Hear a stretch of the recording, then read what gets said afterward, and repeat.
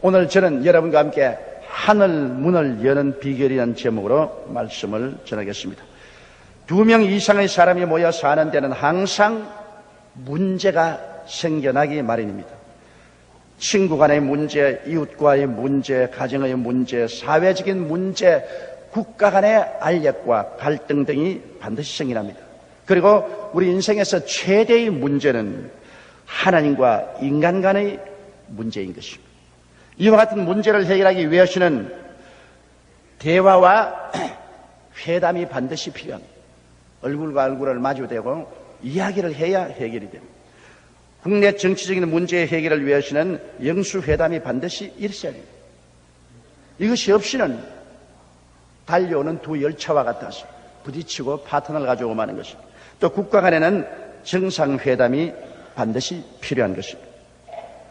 또한 하나님께서는 인간과의 문제 해결을 위해서는 하나님이 친히 인간과 회담을 요구하고 계신 것입니다. 우리가 서로 와서 의논하자. 너희 죄가 주홍같이 붉을지라도 흰눈같이 진홍같이 붉을지라도 양털같이 되리라고 하나님은 말씀하고 계신 것입니다. 우리가 만일 하나님께서 말씀하시는 뜻을 알아 회개하면 하나님의 은혜를 입을 것이요, 하나님의 뜻을 거역하면 심판을 자초하게 될 것입니다. 그러면 오늘 이 시간 하나님께서 말라기 선지자를 통해서 우리에게 회담을 요구하시는 그 이유가 어디에 있을까요? 하나님께서는 온 이스라엘 백성들과 얼굴과 얼굴을 마주대고 회담을 요구하십니다. 그것은 이스라엘 온 나라가 저주 아래에 있었기 때문인 것입니다. 국민들이 고통과 괴로움을 당하고 있었기 때문인 것입니다. 정치가 혼란하고 경제가 도탄에 빠져 있었습니다. 사회가 무질서해지고 적국이 자꾸 쳐들어오므로 국방이 위태로웠습니다. 이 심한 어려움이 점점 산적되어 오고 있었습니다. 그래서 이스라엘 백성들은 불안과 공포에 떨고 있었습니다.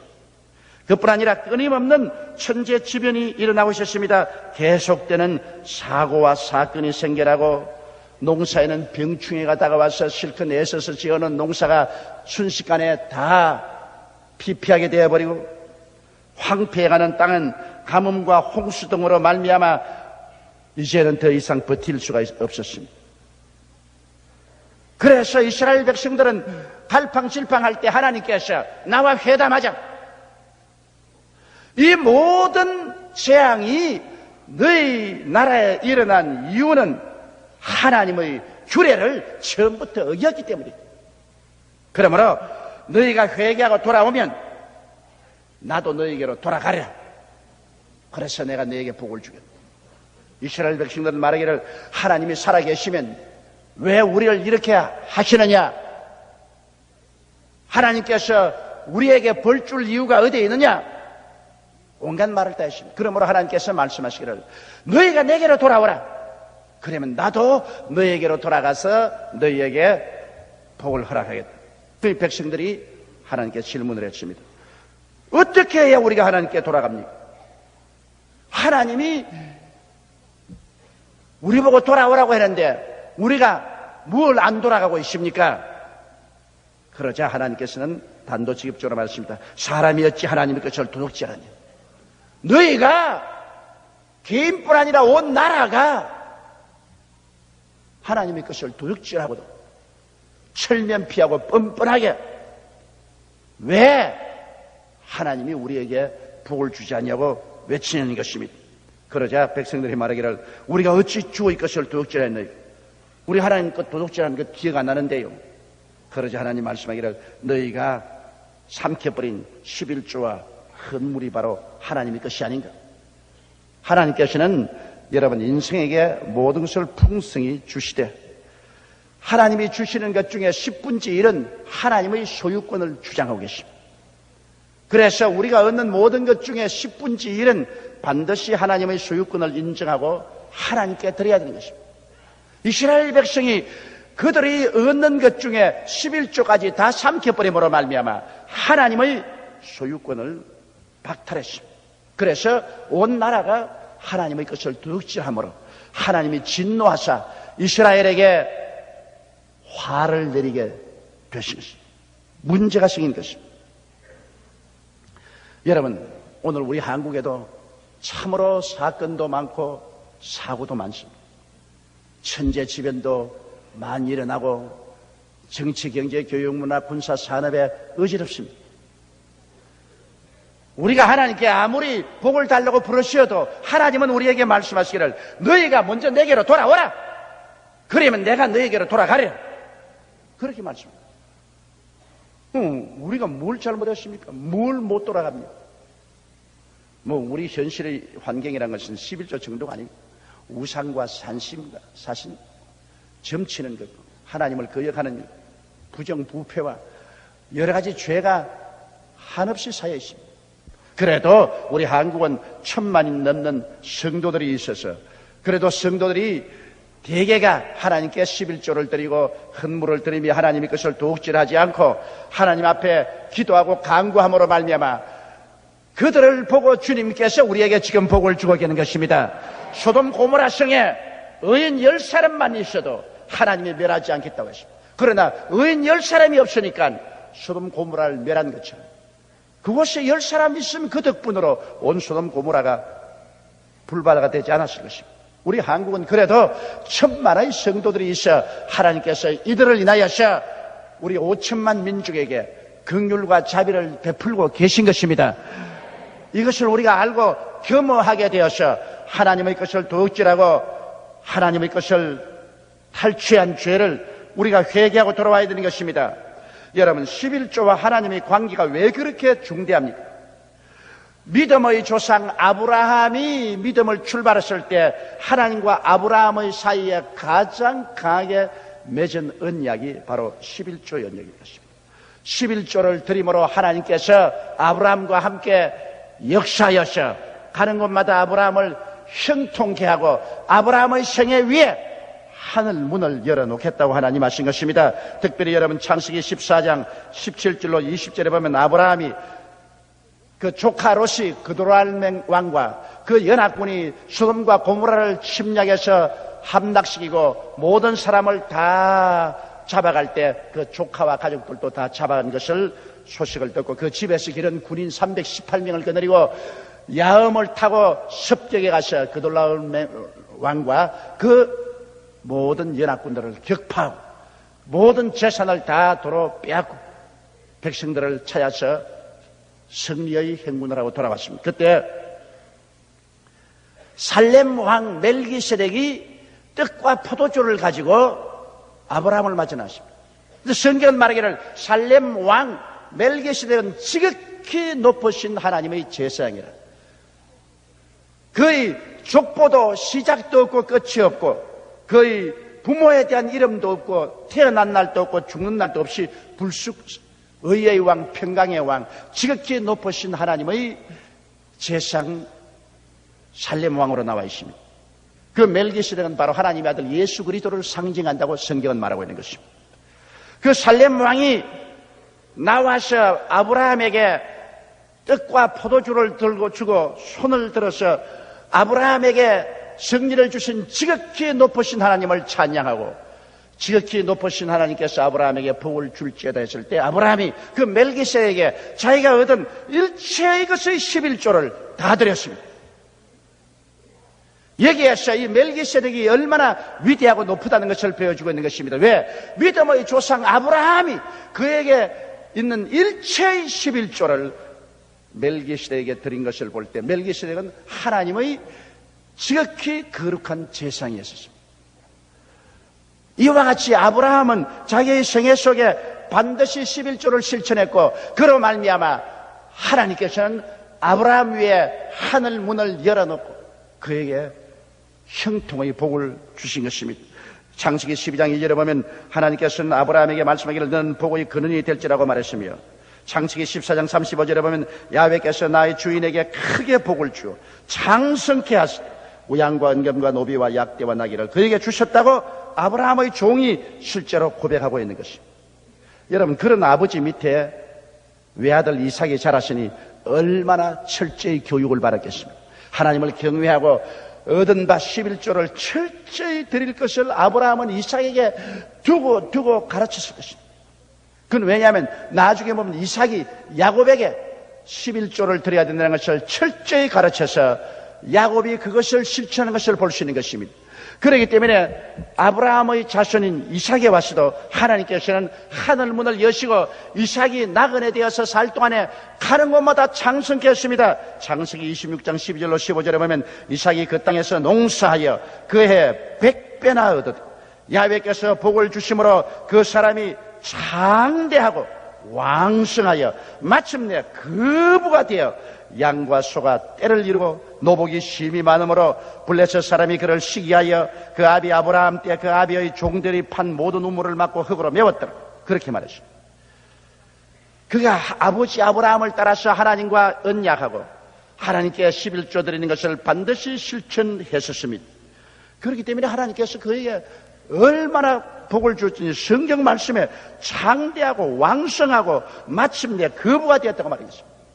오늘 사람들은 말하기를 예수 믿으면 가난해야 된다고 하는 사람이 있는데 정말로 웃기는 소리입니다. 왜 하나님 말씀하기를 나는 아브라함의 하나님이요 이삭의 하나님이요 야곱의 하나님이라고 말했는데 아브라함도 장성했고 이삭도 장성했고 야곱도 장성했었습니다. 하나님은 아브라함의 하나님, 이삭의 하나님, 야곱의 하나님, 그 다음 여러분과 나의 하나님인데 하나님께서 우리 보고는 너는 예수 믿으니 가난하고 헐벗고 굶주리고 괴제제하게 살아라. 그렇게 말할 테겠습니까? 요한 3서 2절에 사랑하는 자여 내 영혼이 잘됨같이 내가 범사에 잘되며 강건하기를 내가 강구하노라고 말씀한 것입니다. 도적이 오는 것은 도적질하고 죽이고 멸망시키는 것뿐이요 인자가 온 것은 양으로 생명을 얻게 하되 더 풍성히 얻게 하려 왔다고 말씀한 것입니다. 문제는 하나님과 우리 사이에 막힌 담이 있는 것입니다. 원수가 되어 있는 것입니다. 그러므로 하나님께서 내게로 돌아오라. 내가 내게로 돌아가리라. 어떻게 돌아가리까? 도둑질한 것 회개하고 나의 것인 11조와 헌물을 반드시 내놓으라는 것입니다. 그것이 하나님과 우리 사이에 축복의 언약을 실천할 수 있는 조건인 것입니다. 여러분, 이삭의 아들인 야곱이 집안 분쟁이 생겨가지고서 형을 피해서 외아지 집으로 도망을 치다가 산에서 돌베개를 하고 밤을 잤는데 밤에 하늘 문이 열리고 하늘에서 천사들이 오르락내리락 하는 말이 나는 너희 할아버지 아브라함의 하나님이요 너희 아버지 이삭의 하나님이다. 하나님만 그랬습니다. 그는 아침에 깜짝 놀라서 그가 벽에 한 돌에 기름을 부어서 하나님께 기도를 드렸습니다. 창세기 28장 20절로 22절에 보면 야곱이 서원하여 가로되 하나님이 나와 함께 계시사 내가 가는 이 길에서 나를 지키시고 먹을 양식과 입을 옷을 주사 나로 평안히 아비 집으로 돌아오게 하시면 야훼께서 나의 하나님이 되실 것이요 내가 기둥으로 세운 이 돌이 하나님의 전이 될 것이요 하나님께서 내게 주신 모든 것에서 10분의 1을 내가 반드시 하나님께 드리겠나이다. 이거 보십시오. 하늘 문을 열어놓은 열쇠가 바로 10분의 1입니다. 야곱이 집안 분쟁으로 말미암아 형의 낯을 피해서 외아지 집으로 도망가면서도 그 위에 하늘 문이 열린 것을 보고 그가 하나님께 다시 한번 서원할 때 11조 반드시 드리겠으니 하나님께서 내 가는 길에 형통케 해주어서 먹을 것과 있을 것과 입을 것을 주시고 나중에 우리 아버지 집으로 평안히 돌아오게 해달라고 기도를 드렸던 것입니다. 그러므로 11조 제단이 우리 하나님 앞에 형통과 부귀를 구하는 기도의 가장 근원적인 조건이라는 것을 알 수 있는 것입니다. 구원은 값없이 예수를 믿음으로 말미암아 구원을 받습니다만 축복은 반드시 11조 제단 위에서 이루어지는 것입니다. 십자가 제단에서 값없이 우린 믿음으로 구원을 얻지만 축복의 조건은 11조 제단 쌓지 않고는 어림도 없습니다. 아브라함도 이삭도 야곱도 하나님께 11조 제단을 쌓고 그 결과로 하나님께서 하늘문을 열고 복을 주신 것입니다. 하늘문을 여는 열쇠가 바로 11조 제단입니다. 말라기 3장 10절에 만군의 야훼가 이르노라 너희의 온전한 11조를 창고에 들여 나의 집에 양식이 있게 하고 그것으로 나를 시험하여 내가 하늘문을 열고 너희에게 복을 쌓을 것이 없도록 붙지 아니하보라. 여기 보십시오. 하늘문을 엽니다. 우리가 어떻게 하늘문을 엽니까? 하늘문을 여는 열쇠가 바로 11조인 것입니다. 11조의 제단 쌓으면 하나님께서 하늘 문을 열고 축복의 은총을 부어주시겠다고 말씀한 것입니다. 성경에는 하나님을 시험치 말라고 했습니다. 하나님을 시험하는 것은 큰 죄입니다. 이스라엘 백성이 광야에서 하나님을 시험하다가 불뱀에 물려서 죽었습니다. 그럼에도 불구하고 하나님은 11조 문제에 관해서는 유독히 하나님을 시험해보라고 말한 것입니다. 한번 시험해보라. 테스트 해보라. 내가 하늘 문을 열고 너희에게 복을 쌓을 것이 없도록 붙지 않아 보라. 그렇게 하나님께서 말씀하시고 계신 것입니다. 이렇기 때문에 여러분 11조는 참으로 하나님과 우리 사이에 축복의 언약의 재단인 것입니다. 사람들은 생각하기를 11조는 율법의 잔재라고 그러면 여러분, 아브라함과 이삭과 야곱은 율법 전에 430년 먼저 살은 사람들인 것입니다. 율법이 오기 전에 430년 전에 살았던 그 사람들이 하나님과 축복의 언약으로서 11조 재단을 쌓았는데 430년 후에 모세가 시내산에서 율법을 받을 때 하나님은 11조의 계약이 얼마나 중요했기 때문에 법으로서 정하도록 한 것입니다. 모든 이스라엘 백성은 그들이 얻은 수입 중에서 11조를 반드시 하나님께 드리도록 법으로 정해놓은 것입니다. 그렇기 때문에 유대민족들은 오늘날도 그들은 예수님은 믿지 않지만 반드시 11조를 드립니다. 이스라엘 백성들은 온 세계에 흩어져 나가도 그들은 꼭 11조를 드립니다. 그럼 11조는 어떻게 해야 되냐? 그 방법을 묻는 사람 많습니다. 얼마나 11조를 드려야 되냐? 11조는 자기의 수입 중에 10분의 1을 드리는 것이 최소한의 의무인 것입니다. 수입이란 것은 예를 들어 말하면 내가 월급을 받으면 내 노동의 수입입니다. 그러면 그곳에 국가의 세금을 떼고 우리 가족에서 순수한 수입으로 돌아오는 것 중에 11조입니다. 사업하는 사람은 사업에 투자해서 투자 자금으로 말미암아 그게 경영에서 열매를 맺으면 그 수익 중에 11조를 드린 것입니다. 내가 부동산을 샀다면 부동산을 팔아서 산값과 판값에 차익이 나서 수입이 들어오면 그 수입 중에 11조를 하나님께 드리는 것입니다. 이것이 최소한도의 하나님께 우리가 드리는 의무인 것입니다. 물론 11조 이상 드리는 것은 그것은 하나님을 향하여 입을 넓게 여는 것입니다. 왜냐? 주라 그러면 돌려줄 것이니 곧 후이되어 눌러 흔들어 넘치게 해서 안겨주라고 했으므로 하나님께 더 많은 은혜를 받을 수 있기 위해서 더 입을 크게 열 수도 있습니다. 적게 심는 자는 적게 거두고 많이 심는 자는 많이 거둔다고 하므로 11조 이상을 심는 자는 더 많은 추수를 하기 위해서 더 많이 심은 것입니다. 11조란 우리가 하나님과 축복의 언약의 최소한의 조건인 것입니다. 그러면 11조를 언제 드려야 됩니까? 그런 질문을 합니다. 매주일 첫날 주일 교회 나올 때 드려야 됩니다. 고린도전서 16장 1절로 2절에 성도를 위한 연보에 대하여는 내가 갈라디아 교회들에게 명한 것 같이 너희도 그렇게 하라. 매주일 첫날에, 매주일 첫날은 주일날입니다. 너희 각 사람이 일을 얻은 대로 저축하여 두어서 내가 갈 때 연보를 하지 않게 하라. 그달, 그 주일, 그달 우리가 11조를 드리지 나중에 1년에 한꺼번에 계산해서 드린다. 그런 것은 하지 말라고 그랬습니다. 그러면 11조를 어디에 드려야 되냐? 사람들은 말하기를 11조 내가 적당히 계산해가지고서 고아원에도 보내고 선교사업에도 보내고 그리고 내가 보니까 불쌍한 사람이 있으니 그리도 보내고 남성교 회비도 내고 여성교 회비도 내고 11조에서 떼가지고서 건축회비도 나고 그렇게 하면 뭐 이래 주나 저래 주나 내가 쓴 것 아니고 하나님께 드린 것인데 그건 대단히 잘못된 일입니다. 말라기 3장 10절에 만군의 야훼가 이르노라 너희 온전한 11조 중에 떼내서는 안 됩니다. 온전한 11조를 창고에 들여 나의 집에 양식이 있게 하고라고 말한 것입니다. 교회가 바로 하나님의 집입니다. 교회에 하나님의 창고에 온전한 11조를 넣어있습니다. 떼가지고 찢어서 반은 선교사업으로 반은 구제사업으로 이렇게 하면 안 됩니다. 온전한 11조를 하나님의 집인 교회에 드려야 되는 것입니다. 우리가 하나님 앞에 11조를 드리고 난 다음에는 어떠한 태도를 취해야 될까요? 성경은 말하기를 하나님의 축복을 믿고 기대하고 구하라는 것입니다. 말라기 3장 10절처럼 그것으로 나를 시험하여 내가 하늘 문을 열고 너희에게 쌓을 것이 없도록 붙지 아니하나 보라고 말씀하셨으므로 11조를 드리고 난 다음에 우리의 태도는 내가 하나님께 복받은 사람으로 하나님의 축복의 문이 열려있기 때문에 내가 언제나 하나님께 복을 받는다는 기대감을 가지고 있어야 되는 것입니다. 그리고 담대하게 11조 제단 위에서 하나님의 복을 구해야 되는 것입니다. 너희가 없는 것은 구하지 아니하라고 말하신 것입니다. 구하라 주실 것이요 찾으라 찾을 것이요 문을 두드려야 열릴 것이었으니 하나님 앞에 담대하게 11조 제단 위에서 복을 구해야 되는 것입니다. 그러면 하나님은 약속하시고 어길 수가 없습니다. 하나님은 그 약속을 반드시 이루시는 것입니다.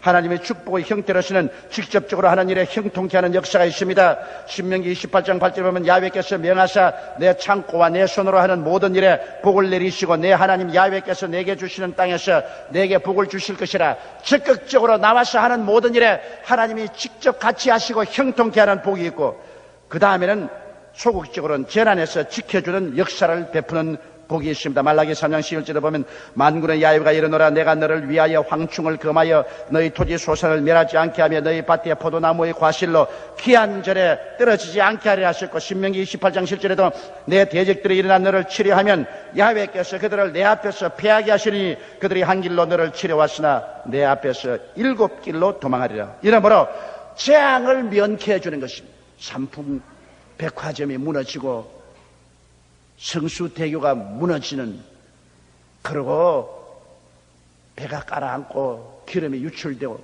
전부 이거 사고입니다. 이런 것을 하나님께서 미연에 방지해 주겠다는 것입니다. 하나님께서 재난을 방지해 주어도 어마어마한 축복입니다. 옛말에 무병 3년에 못 살아갈 사람이 없다는 말이 있습니다.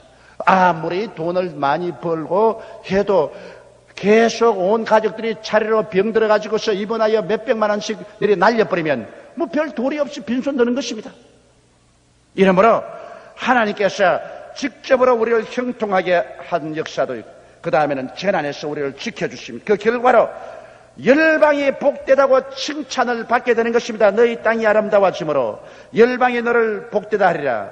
야훼께서 너희 칭찬과 명예와 영광으로 그 지으신 모든 민족 위에 뛰어나게 하겠다고 말씀하는 것입니다. 이러므로 나를 믿는 백성은 머리가 되고 꼴이 되지 않고 위에 있고 아래 내려가지 않고 남에게 구워줄지라도 꾸지 않겠다고 말씀한 것입니다. 우리 하나님께서는 그 아들 예수님을 보내주셔서 예수님이 우리의 죄와 질병, 저주와 절망, 죽음을 한 몸에 걸머지시고 몸짓고 피를 흘려 십자가에 돌아가신 것을 기억해야 됩니다. 하나님은 이처럼 예수 그리스도를 통해서 우리의 모든 죄도 사하시고 우리의 절망을 걷어 제끼시고 우리에게 복 주시기를 원하시는 것입니다. 하나님이 우리에게 복을 주기를 원하지 않으셨으면 왜 그 아들 예수님을 이 땅에 보내실까요? 눈에 넣어도 아프지 않은 독생자를 사람의 몸을 쓰고 이 땅에 33년 동안 보내주시고 결국에 사람을 대신해서 제물이 되게 해서 십자가에서 처참하게 몸을 찢고 피를 흘려 몸부림치는 그 아들을 사정없이 형벌해서 우리 죄를 다 대신 갚으시고 이제는 누구든지 저를 믿으면 멸망하지 않고 영생을 얻고 누구든지 저를 통해서 순종하고 나오면 하나님은 복 주시기를 원하시는 것입니다. 그 아들을 아끼지 않고 우리에게 주시니까 그 아들과 함께 무엇을 선물로 주지 아니하시겠나요? 예수 그리스도 은총을 통해서 우리에게 오신 하나님 앞에 올바로 제단 사야 되는 것입니다. 구원은 누구든지 믿기만 하면 구원 얻습니다. 축복은 11조의 제단을 쌓고 하나님께 나가서 부르셔야 되는 것입니다. 그러면 하나님이 우리에게 찾아오십니다. 이것은 구원으로 찾아오는 것이 아니라 축복으로 찾아오시는 것입니다. 내게로 오라, 내가 너희에게로 나아가리라. 이 1996년 한 해 동안에는 우리 여의도 순복음교회 성도 여러분은 모두 다 구원받았으니 이제는 축복의 제단을 쌓아야만 하는 것입니다. 그래서 하나님이 하늘문을 열고 여러분에게 쌓을 것이 없도록 부을 수 있는 역사를 베풀도록 해야 되는 것입니다. 이 일에 하나님께 우리가 순종하고 우리 하나님을 한번 시험해 보십시다. 하나님은 기어코 그 시험에 응답해서 우리의 영혼이 잘되고 범사가 잘되며 강건하게 하는 좋은 하나님이라는 것을 우리에게 증가하여 주실 것입니다. 우리 다 같이 고개 숙여 기도드리겠습니다. 전능하시고 거룩하신 하나님 우리 아버지요, 하나님 우리 아버지께서 우리에게 베푸신 은혜는 한이 없습니다. 너희 자식이 떡을 달라면 돌을 주며 생선을 달라면 뱀을 줄 자가 있겠는가? 너희가 악할지라도 자식에게 좋은 것 줄 알거든 하물며 천국께서 구하는 자에게 좋은 것으로 주지 않겠냐고 말씀하셨습니다. 좋으신 하나님, 주의 백성들이 예수님의 피를 믿고 구원을 받고 하나님 앞에 이처럼 구름대같이 모였습니다. 하나님 아버지, 이 백성을 구원하여 주시고 하늘나라 백성으로서 이 적을 주신 것을 감사합니다. 이제 이 백성들이 이 새해에는 모두 다 하나님 앞에 11조 제단 쌓게 도와주시옵소서. 하나님의 전에서 성찬의 뜻과 잔을 받고 11조 제단을 쌓고 하나님께 부르짖어 기도해서 모든 저주를 다 물리치고 형통케 하는 하나님의 축복과 지켜주는 하나님의 손길을 바라서 이 해 연말에는 모두 다 가난과 저주를 물리쳐버리게 도와주시옵시고 남에게 꾸어줄지라도 꾸지 않게 하여 주시옵시고 모든 일에 항상 모든 것이 넉넉하여 모든 착한 일을 넘치게 할 수 있도록 도와주옵소서. 우리 주 예수님 이름으로 기도드리옵나이다. 아멘.